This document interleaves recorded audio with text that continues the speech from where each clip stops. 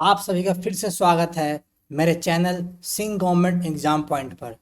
तो जैसा कि आपको पता है, मैं ऑलरेडी एक कंप्लीट लेक्चर एनिमल किंगडम पर अपने चैनल पर अपलोड कर चुका हूं, उसको जाकर ज़रूर देखिए। आज मैंने नया टॉपिक लिया है, that is human reproductive system. उस ह्यूमन रिप्रोडक्टिव सिस्टम में आज पहला लेक्चर है मेल रिप्रोडक्टिव सिस्टम का। तो मेल रिप्रोडक्टिव सिस्टम दो पार्ट में आएगा, ये पार्ट 1 है, एक पार्ट 2 और आएगा।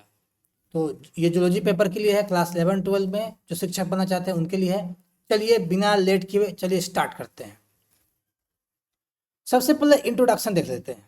देखिए, ह्यूमन मेल में यह कहे कि ओवरऑल कौन कौन से रिप्रोडक्टिव इवेंट्स आते हैं। ठीक है, चलिए उन रिप्रोडक्टिव इवेंट्स को देख लेते हैं। सबसे पहले होता है गैमेटोजेनेसिस, यानी गैमेट का फॉर्मेशन।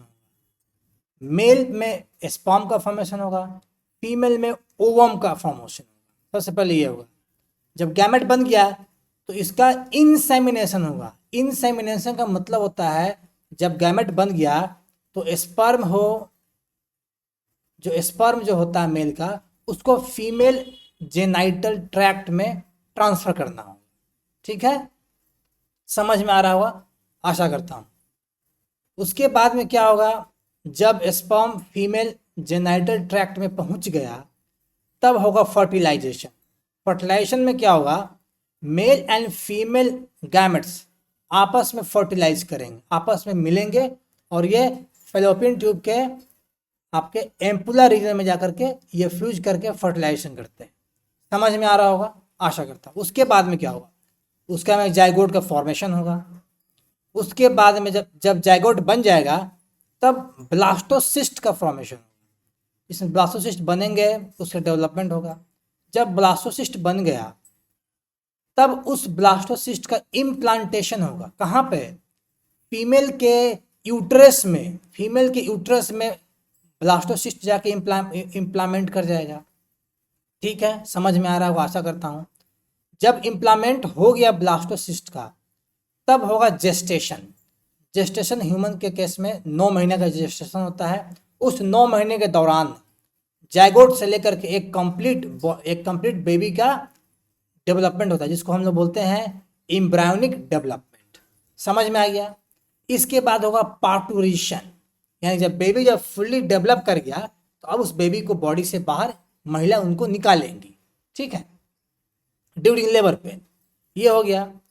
अब सवाल है कि ये रिप्रोडक्टिव इवेंट्स होता कब है, कब होता है।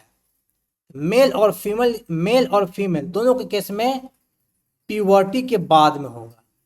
प्यूबर्टी जब ये लोग अचीव कर जाएंगे, उस प्यूबर्टी में अचीव करने के बाद इनका ये सारा काम शुरू हो जाता है आफ्टर मैरिज। ठीक है, अब एक सवाल उठता है कि मेल के रिप्रोडक्टिव इवेंट्स और फीमेल के रिप्रोडक्टिव इवेंट्स में डिफरेंस क्या है।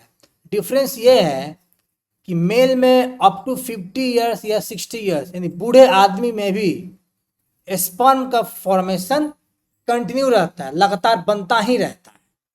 आई समझ में बात, कोई दिक्कत तो नहीं है। लेकिन वुमेन के केस में ओवम का फॉर्मेशन 50 साल के अराउंड, जब महिला जब 50 साल की होने वाली होती है उसके अराउंड ओवम का फॉर्मेशन चीज हो जाता है, बंद हो जाता है। यही डिफरेंस है रिप्रोडक्टिव इवेंट्स का इनके बिटवीन मेल एंड फीमेल। समझ में आ गया, कोई दिक्कत तो किसी को नहीं हो रहा। ठीक है, अब चलिए आगे बढ़ते हैं। इन सभी को हम लोग जितने भी इवेंट्स मैंने बताया है, ये सारे इवेंट्स को डिटेल में डील किए जाएंगे। चलिए आगे बढ़ते हैं। तो सबसे पहले मेल रिप्रोडक्टिव सिस्टम की अगर हम बात करें तो इस सिस्टम में कौन कौन से पार्ट्स आते हैं, वो कौन कौन से कंपोनेंट है जो मिल करके रिप्रोडक्टिव सिस्टम को बनाते हैं। तो सबसे पहले कंपोनेंट को जानने से सबसे पहले ये मालूम कर ले इनका लोकेशन क्या है, बॉडी में कहाँ पाया जाता है। तो बॉडी में ये पेल्विक रीजन, पेल्विक रीजन यानी वेस्ट से ऊपर जो पेल्विक रीजन है, उस पेल्विक रीजन में इनका लोकेशन होता है। ठीक है, समझ में आया, आशा करता हूं। अब कंपोनेंट्स क्या है मेल रिप्रोडक्टिव सिस्टम का, इसमें एक पेयर टेस्टिस होता है, दो टेस्टिस होगा। आइए डायग्राम में देखिए, एक टेस्टिस यहाँ है, दूसरा टेस्टिस यहाँ है। क्लियर, कोई दिक्कत नहीं। एक्सेसरी डक्ट्स होता है, एक्सेसरी डक्ट्स में क्या क्या आएगा, इस एक्सेसरी डक्ट्स में आएगा रीटे टेस्टिस, वाजा इफ्रेंसिया, एपेडिडाइमस, उसके बाद में वाज डिफरेंस, ये सारे आएंगे एक्सेसरी डक्ट्स, मतलब ये सहायक डक्ट्स होते हैं, ये सहायता करते हैं स्पर्म को ले जाने में। आई बात समझ में? ठीक है, क्लियर है सबको? आगे बढ़े, चलिए आगे बढ़ते हैं। उसके बाद में आएगा एक्सेसरी ग्लैंड्स, सहायक ग्रंथियां। कौन कौन से सहायक ग्रंथियां होती हैं? दो होता है सेमिनल वेसिकल, सेमिनल वेसिकल दो होता है, एक यहाँ है एक यहाँ है। उसके बाद में एक होगा प्रोस्टेट ग्लैंड, देखिए यहाँ ये है प्रोस्टेट ग्लैंड, ध्यान दीजिए फिगर पर। उसके बाद में दो होगा बल्बो यूरेथ्रल ग्लैंड, जो प्रोस्टेट ग्लैंड के नीचे यहाँ पर है, छोटा सा बीज के समान दोनों साइड में, दो हो गया बल्बो यूरेथ्रल ग्लैंड। तो ये तीन ग्रंथियां, तीन ग्लैंड होते हैं सहायक, जो मदद करते हैं स्पर्म के मोटिलिटी को बरकरार रखने में, स्पर्म को एसिडिटी से बचाने में, इन सब काम में इनको मदद करते हैं। लास्ट पार्ट है एक्सटर्नल जेनेटिलिया, जिसमें मेल का पेनिस आता है। क्या आता है? मेल का पेनिस। पेनिस के अंदर होता है यूरेथ्रा, इसके टिप को कहते हैं ग्लांस पेनिस, और ग्लांस पेनिस पर एक स्किन का फोल्ड होता है, जिस फोल्ड को बोलते हैं फोर स्किन। समझ में आया यहाँ तक? किसी को कोई भी दिक्कत होगा तो कमेंट सेक्शन में पूछ लीजिएगा, जवाब जरूर मिलेगा। ठीक है, अब चलिए इन पार्ट्स को डिटेल में थोड़ा पढ़ लेते हैं। आइए अब पढ़ते हैं पेयर ऑफ टेस्टिस के बारे में। टेस्टिस किस प्रकार का ऑर्गन है? तो ये प्राइमरी मेल रिप्रोडक्टिव ऑर्गन्स है। कहाँ पाए जाते हैं टेस्टिस? ये एब्डोमिनल कैविटी से बाहर एक पाउच होता है जिसको बोलते हैं स्क्रोटम, उसी स्क्रोटम में पाया जाता है। आइए यहाँ देखिए, जैसे ये टेस्टिस हुआ ना, ये टेस्टिस, ये पूरा का पूरा टेस्टिस यहाँ पर होगा, स्क्रोटम होता है, स्क्रोटम। तो इसी स्क्रोटम में आपका टेस्टिस पाया जाता है। सवाल है कि शरीर से बाहर क्यों रहता है स्क्रोटम में? क्योंकि टेस्टिस में जो स्पर्म बनते हैं, उनको बनने के लिए शरीर के तापमान से 2 से 2.5 डिग्री तापमान कम चाहिए, जो इस तापमान को मेंटेन करता है स्क्रोटम। स्क्रोटम टेस्टिस के तापमान को बॉडी के तापमान से 2-2.5 डिग्री सेल्सियस कम रखता है, क्योंकि ज़्यादा तापमान और होगा तो स्पर्म आपका मर सकता है, किल हो सकता है। समझ में आया? कोई दिक्कत किसी को नहीं है, आशा करता हूँ। चलिए आगे बढ़ते हैं। अब आइए टेस्टिस का स्ट्रक्चर की बात करें। सबसे पहले बात करते हैं शेप का। शेप इनका ओवल होता है। लेंथ की बात करें, लंबाई 4 से 5 सेंटीमीटर। चौड़ाई की बात करें, चौड़ाई लगभग 2 से 3 सेंटीमीटर। कवरिंग की बात करें तो आपका जो टेस्टिस है ये बाहर से डेंस टूनिका वजाइनलिस से कवर्ड है। क्लियर यहाँ तक? कोई दिक्कत किसी को नहीं? आगे बढ़ सकते हैं। चलिए, अब इस टेस्टिस में कितने कंपार्टमेंट होते हैं? तो टेस्टिस जो होता है ना, प्रत्येक टेस्टिस बहुत सारे लोब्यूल्स में डिवाइडेड रहता है, और ऐसा टोटल 250 टेस्टिकुलर लोब्यूल्स पाया जाता है। क्लियर यहाँ तक? कोई दिक्कत नहीं, आगे बढ़ सकते हैं। चलिए, अब टेस्टिकुलर लोब्यूल्स की बात करें तो प्रत्येक टेस्टिकुलर लोब्यूल्स में 1 से लेकर के 3 हाईली क्वाइल्ड सेमिनिफेरस ट्यूब्यूल्स पाया जाता है। इसी सेमिनिफेरस ट्यूब्यूल्स के अंदर स्पर्म का फॉर्मेशन होता है। तो जब एक लोब्यूल्स में 1 से 3 सेमिनिफेरस ट्यूब्यूल्स पाया जाता है, तो हमारे पास टोटल 250 टेस्टिकुलर लोब्यूल्स है। तो टोटल कितना सेमिनिफेरस ट्यूब्यूल हो जाएगा? 750 सेमिनिफेरस ट्यूब्यूल्स हो जाएगा एक टेस्टिस में। और 2 में कितना हो जाएगा? 75 तो 150, यानी 1500 के आसपास में हो जाएगा। क्लियर हो गया? कोई समस्या तो किसी को नहीं है? आगे बढ़ सकते हैं। चलिए आगे बढ़ते हैं। अब आइए थोड़ा सा सेमिनिफेरस ट्यूब्यूल्स के बारे में बात कर लेते हैं। तो यहाँ डायग्राम दिया हुआ है सेमिनिफेरस ट्यूब्यूल्स का। सेमिनिफेरस ट्यूब्यूल्स में 2 प्रकार का सेल इसके अंदर में पाया जाता है। एक पाया जाता है स्पर्मेटोगोनिया, जो यहाँ स्पर्मेटोगोनिया है। दूसरा दूसरा पाया जाता है आपका सर्टोलाई सेल्स। दूसरा क्या पाया जाता है यहाँ पर? सर्टोलाई सेल्स। तो जो स्पर्मेटोगोनिया होता है यही होता है स्टेम सेल्स, और यही होता है मेल जर्म सेल्स, क्योंकि यही स्पर्मेटोगोनियम बाद में डिवाइड करके ये फाइनल मैच्योर स्पर्म को बनाता है। क्लियर हुआ? कोई दिक्कत नहीं किसी को? आगे बढ़ सकते हैं, चलिए आगे बढ़ते हैं। दूसरा सेल होता है सर्टोलाई सेल्स। सर्टोलाई सेल्स स्पर्म को न्यूट्रिशन देता है, उनको खाना पीना देता है ताकि वो अच्छे से हेल्दी रह सके। आई बात समझ में? कोई दिक्कत तो किसी को नहीं है? चलिए आगे बढ़ते हैं। अब सेमिनिफेस टिब्यूल्स की पार्ट की बात करें तो पता ही दिया मैंने कि मेल जर्म सेल्स ये मायोटिक डिवीजन करके एक मैच्योर स्पर्म को बनाते हैं। आशा करता हूं आप समझ पा रहे होंगे। इसी मैच्योर स्पर्म को बोलते हैं स्पर्मेटोजोआ कहते हैं। आया समझ में? कोई दिक्कत तो किसी को नहीं हो रहा है? आगे बढ़ते हैं चलिए। सर्टोलाई सेल्स मेल जर्म सेल को न्यूट्रिशन देता है। और एक सबसे इंपॉर्टेंट पॉइंट, सर्टोलाई सेल इनहिबिन नामक एक हार्मोन को रिलीज करेगा जो एफएसएच का सिक्रीशन एंटीरियर पिट्यूटरी लोब से इनके सिक्रीशन को बंद करवाता है। जब एफएसएच का सिक्रीशन हाई हो जाएगा तब आपका इनहिबिन सर्टोलाई सेल से सिक्रीट होता है और जा करके आपके एंटीरियर पिट्यूटरी लोब्स को बोलता है कि आप एफएसएच का सिक्रीशन को बंद कर दो, क्योंकि ऑलरेडी ये बहुत मात्रा में मौजूद है। समझ में आया? कोई दिक्कत तो किसी को नहीं है? क्लियर है? ठीक है, आगे बढ़ते हैं। उसके बाद में सेमिनिफेस टिब्यूल्स के बाहर में, आउटसाइड सेमिनिफेस टिब्यूल्स, एक पाया जाता है इंटरस्टिशियल स्पेस पाया जाता है। इस स्पेस में कुछ छोटे छोटे ब्लड वेसल्स होते हैं और इसी स्पेस में इंटरस्टिशियल सेल्स या लेडिक सेल्स होते हैं। यही लेडिक सेल्स आपके टेस्टिस में क्या करता है?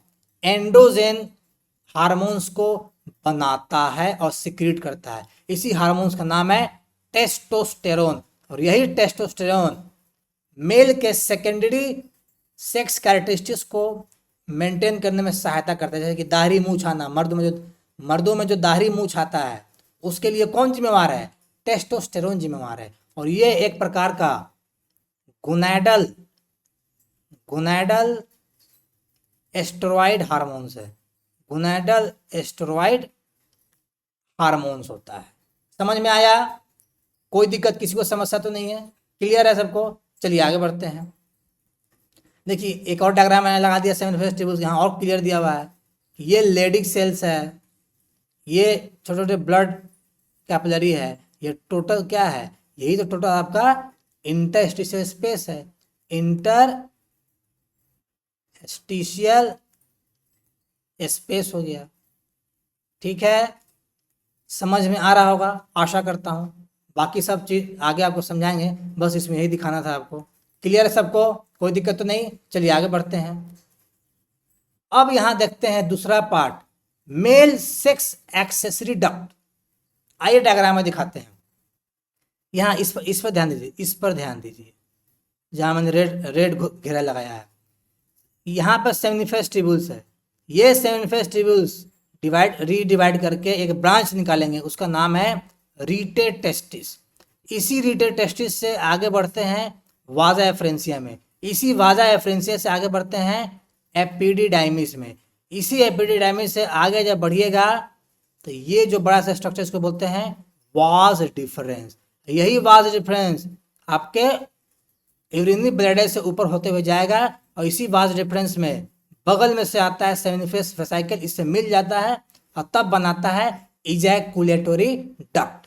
यही इजैकुलेटरी डक्ट यूरेथ्रा से होते हुए बाहर निकल करके स्पर्म को इजैकुलेट करता है ड्यूरिंग इंसेमिनेशन, ड्यूरिंग क्वाइटस। समझ में आ गया होगा आशा करता हूँ। अब आइए देखते हैं स्पर्म जब एक बार बन गया आपके सेमिनिफेस टिब्यूल्स में, तो सेमिनिफेस टिब्यूल से निकल के आपके पेनिस से बाहर किन किन रास्तों से होकर गुजरता है उसको देख लेते हैं। देखिए सेमिनिफेस टिब्यूल्स में बनना सबसे पहले, बनने के बाद में कहाँ जाएगा? रीटर टेस्टिस में। रीटर टेस्टिस से फिर कहाँ जाएगा? वाजा एफ्रेंसिया में।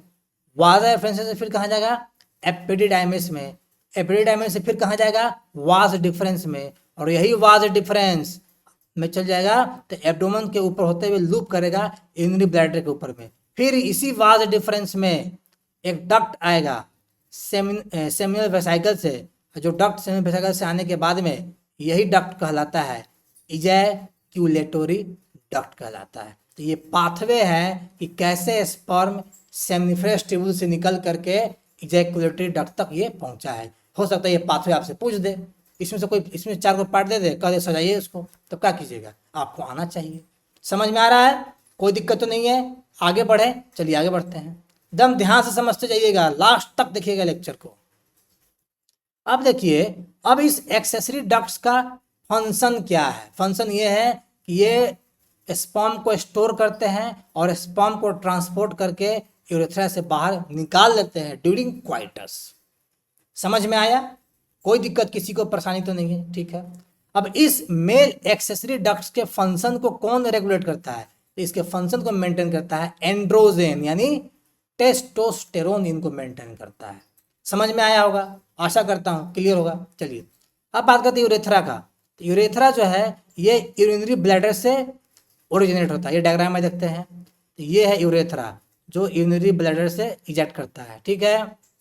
ये पेनिस से निकलेगा, एक्सटर्नल ओपनिंग जो होता है इसका, उसको बोलते हैं यूरेथ्रल मियाटस कहते हैं।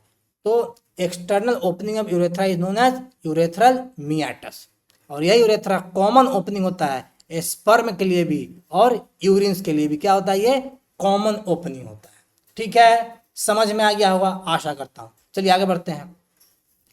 एपिडिडाइमिस का सिक्रीशन, वो भी कुछ ना कुछ सिक्रेट करेगा।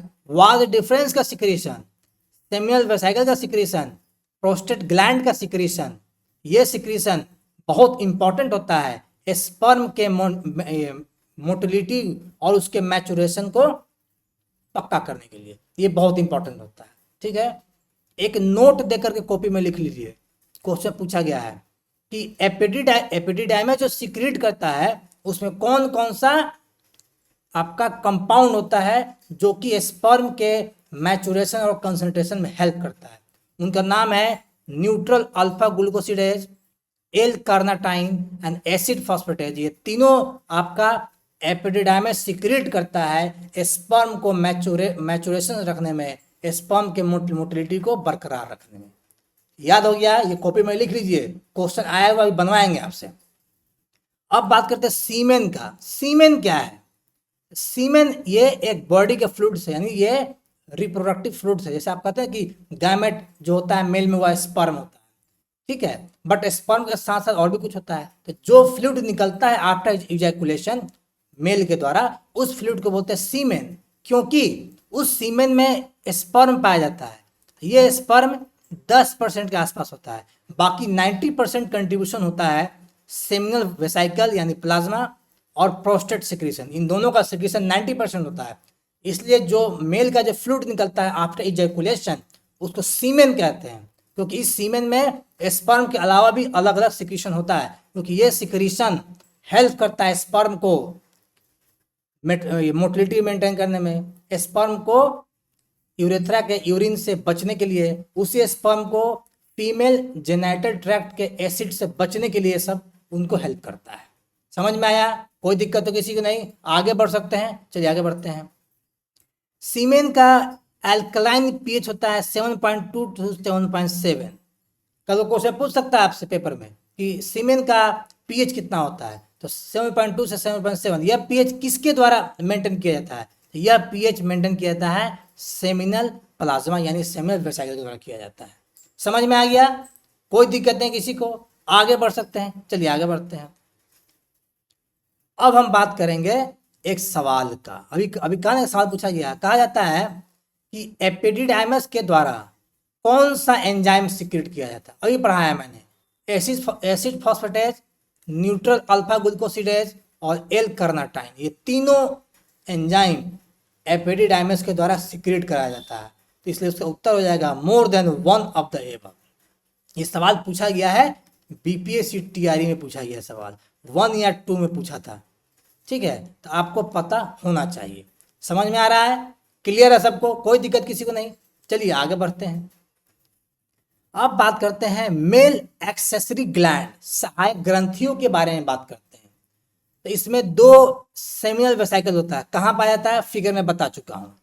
एक प्रोस्टेट ग्लैंड होता है, दो बल्बो यूरेथ्रल ग्लैंड। याद रख लीजिएगा, क्वेश्चन बहुत इंपॉर्टेंट इससे बन सकता है। अब आइए इन ग्लैंड का इंपॉर्टेंट पॉइंट पढ़ लेते हैं। सेमिनल प्लाज्मा यानी सेमिनल वेसिकल क्या सीक्रेट करता है, तो इस सेमिनल प्लाज्मा में फ्रुक्टोज, कैल्शियम और कुछ एंजाइम पाए जाते हैं जो कि स्पर्म को नरिश करता है, हेल्दी बनाए रखता है और फीमेल ट्रैक्ट को न्यूट्रलाइज करता है। यानी जब फीमेल जेनिटल ट्रैक्ट में स्पर्म जब इंसेमिनेट हो जाता है तो फीमेल जेनिटल ट्रैक्ट के एसिड्स को न्यूट्रलाइज करता है सेमिनल प्लाज्मा का फ्लूइड, ताकि स्पर्म मरे नहीं। समझ में आ गया, कोई दिक्कत नहीं है। आगे बढ़ते हैं। अब दूसरा बात करते हैं बल्बो यूरेथ्रल ग्लैंड की बात करते हैं। बल्बो यूरेथ्रल ग्लैंड ये भी दो होता है। तो बल्बो यूरेथ्रल ग्लैंड का जो सिक्रीशन होता है, ये सिक्रीशन पेनिस को लुब्रिकेट करता है। क्यों? क्योंकि आपको भी बताया था मैंने कि पेनिस आपका क्या है, कॉमन ओपनिंग है स्पर्म के लिए भी, यूरिन के लिए भी। तो जब स्पर्म पास करेगा तो उस समय यूरिन की वजह से कुछ एसिडिटी रहता है आपके पेनिस में, तो उस एसिडिटी को बल्बो यूरेथ्रल ग्लैंड करता क्या है, उसको न्यूट्रलाइज कर देता है, ताकि आपका स्पर्म जिंदा रहे, मरे नहीं। तीसरा ग्रंथि है प्रोस्टेट ग्लैंड। इनका सिक्रीशन होता है अल्कलाइन सिक्रीशन होता है, और ये क्या करते हैं, स्पर्म के मोटिलिटी को बढ़ा के रखते हैं।